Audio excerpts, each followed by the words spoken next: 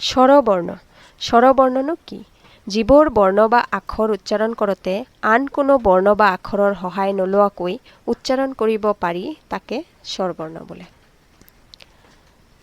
যিবোৰ আখৰ উচ্চাৰণ কৰোঁতে কি হয় বেলেগ বৰ্ণৰ সহায় ল'ব নালাগে তাক স্বৰবৰ্ণ বোলে। অসমীয়া ভাষাত স্বৰবৰ্ণ কেইটা আৰু কি কি? অসমীয়া ভাষাত স্বৰবৰ্ণ কেইটা 11টা। স্বৰাই স্বৰা হস্ৰ দীৰ্ঘই হস্ৰ দীৰ্ঘ হস্ৰী এ ঐ ঔ এইটোতো জানাই চবে।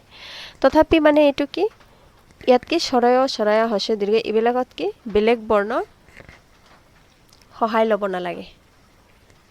এইবিলাকত কি বেলেগ বৰ্ণৰ সহায় ল'ব নালাগে।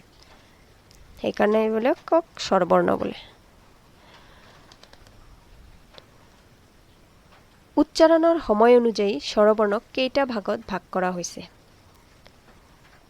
দুটা ভাগত ভাগ কৰা হৈছে। এটা হৈছে হ্ৰস্ব স্বৰবৰ্ণ আৰু এটা হৈছে কি দীৰ্ঘ স্বৰবৰ্ণ। উচ্চাৰণৰ কিমান সময় লাগে সেই সময় অনুযায়ী স্বৰবৰ্ণক দুটা ভাগত ভাগ কৰা। এটা হৈছে হ্ৰস্ব স্বৰবৰ্ণ আৰু এটা হৈছে দীৰ্ঘ স্বৰবৰ্ণ। এতিয়া কি হ্ৰস্ব স্বৰবৰ্ণ কি? যিবোৰ স্বৰবৰ্ণৰ উচ্চাৰণ চুটি বা সময় কম লাগে তাক কি বোলে হ্ৰস্ব স্বৰবৰ্ণ। হ্ৰস্ব স্বৰবৰ্ণৰ উচ্চাৰণ কৰোঁতে কিমান সময় কম লাগে সেইকাৰণে ইয়াক হ্ৰস্ব স্বৰবৰ্ণ বোলে। হ্ৰস্ব স্বৰবৰ্ণ কেইটা? 4টা। কি কি স্বৰয় হস্ৰই হস্ৰউ আৰু কি ৰি এইবিলাক হৈছে হ্ৰস্ব স্বৰবৰ্ণ। উচ্চাৰণ চুটি এইকেইটাৰ। এতিয়া দীৰ্ঘ স্বৰবৰ্ণ কি? যিবোৰ স্বৰবৰ্ণৰ উচ্চাৰণ দীঘল সময় বেছি তাকে দীৰ্ঘ স্বৰবৰ্ণ বোলে। যিবোৰ স্বৰবৰ্ণৰ উচ্চাৰণ কি দীঘল আৰু সময়টো বেছি তাকে দীৰ্ঘ স্বৰবৰ্ণ বোলে। দীৰ্ঘ স্বৰবৰ্ণ কেইটা? 7টা। স্বৰায়া হস্ৰই দীৰ্ঘউ এ ঐ ও ঔ এইবিলাক উচ্চাৰণ কৰোঁতে অলপ সময় বেছি লাগে সেইকাৰণে এইকেইটাক দীৰ্ঘ স্বৰবৰ্ণ বোলে। কোনটো স্বৰবৰ্ণ গৌণৰূপ নাথাকে? স্বৰায়।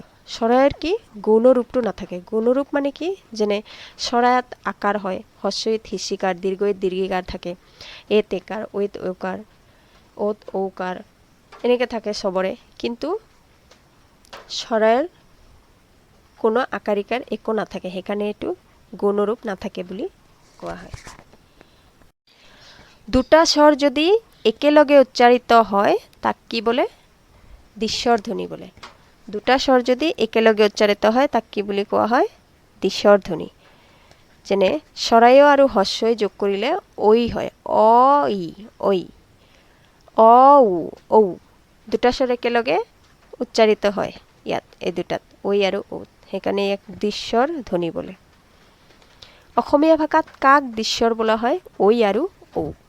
ঐ আৰু ঔক দ্বিস্বৰ বুলি কোৱা হয়। এতিয়া আমি কি জানিম যে প্লুত স্বৰনো কি? প্লুত স্বৰ কি? ৰিং বিলাপ ক্ৰন্দন গীত ভগৱানৰ নাম কীৰ্তন আৰু সম্বোধন আদিত স্বৰৰ উচ্চাৰণত কেতিয়াবা দীৰ্ঘ স্বৰৰ উচ্চাৰণৰ সময়তকৈ বেছি সময় লাগে তেতিয়া স্বৰৰ উচ্চাৰণ দীঘলীয়া হয়। তেনেকেই উচ্চাৰিত স্বৰক কি বুলি কোৱা হয়? প্লুত স্বৰ বুলি কোৱা হয়। ৰিং বিলাপ ক্ৰন্দন মানে কি? ৰিং কিবা এটা বাজিল বিলাপ ক্ৰন্দন কান্দি থকা গীত ভগৱানৰ নাম কীৰ্তন কীৰ্তন চিত্তন সম্বোধন এইবিলাক কৰোঁতে কি আমাৰ কি উচ্চাৰণৰ দীৰ্ঘ স্বৰৰ উচ্চাৰণতকৈ সময়তকৈ বেছি সময় লাগে। দীৰ্ঘ স্বৰ আগতে পঢ়িলোঁ না যিটো স্বৰত উচ্চাৰণ বেছি সময় লাগে সেইটো দীৰ্ঘ স্বৰ কিন্তু তাতকৈও বেছি সময় যিটো লাগে সেইটো হৈছে প্লুত স্বৰ। যেনে প্লুত স্বৰ যেনে গান গোৱা গান গাবলৈ আমাক কি ব্যৱহাৰ কৰে? প্লুত স্বৰ ব্যৱহাৰ কৰা হয়। তাৰপিছত এ হৰি হৰি এইবিলাক কি প্লুত স্বৰৰ উদাহৰণ। যেনে হ্ৰস্ব আৰু দীৰ্ঘ উভয়বিধ স্বৰে কি প্লুত স্বৰ হ'ব পাৰে। যেনে অৰাম হৰি হৰি এইবিলাক কি প্লুত স্বৰ। হ্ৰস্ব স্বৰৰ উচ্চাৰণ হ'ব পাৰে দীৰ্ঘ স্বৰৰ উচ্চাৰণ হ'ব পাৰে। প্লুত স্বৰত দুটা স্বৰে লাগে। এতিয়া স্বৰৰ স্ববৰ্ণ কি?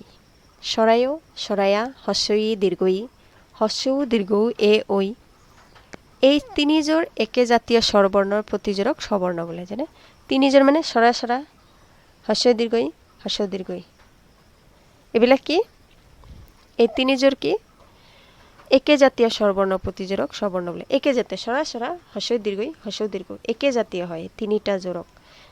এইবিলাক কি বুলি কোৱা হয়? স্বৰৰ স্বৰবৰ্ণ বুলি কোৱা হয়।